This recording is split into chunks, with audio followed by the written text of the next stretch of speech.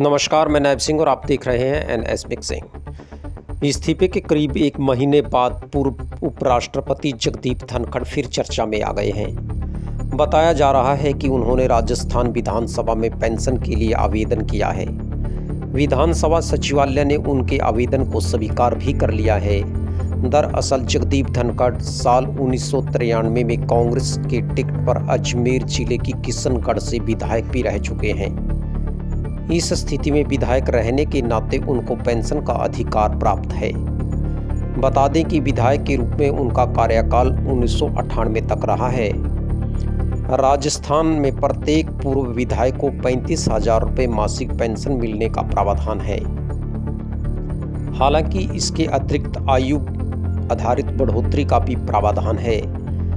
ऐसे में जो भी पूर्व विधायक 70 साल की उम्र को पार कर लेता है उसको 20% अतिरिक्त पेंशन मिलती है। वहीं 80 साल की उम्र पूरी करने पर उनको 30% की बढ़ोतरी भी की जाती है।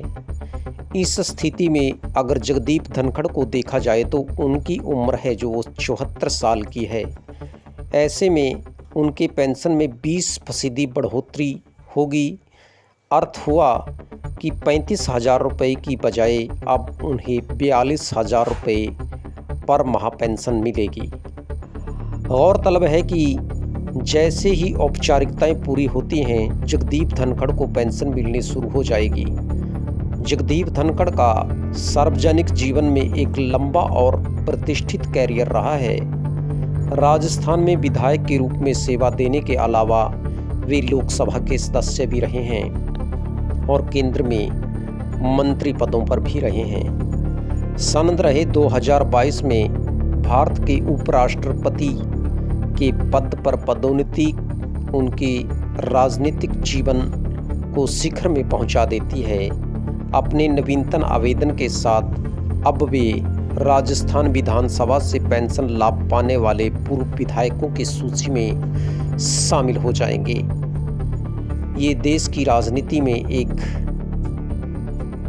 उछाल या एक तरह का सनसनीखेज खुलासा हम इसे कह सकते हैं कि इस्तीफे के करीब एक महीने बाद आखिरकार पूर्व उपराष्ट्रपति जगदीप धनखड़ को पेंशन की ज़रूरत क्यों पड़ी और उन्होंने आवेदन किस लिए किया। इतने बड़े बड़े पदों पर रहते हुए भी उन्हें पेंशन की आवश्यकता पड़ी।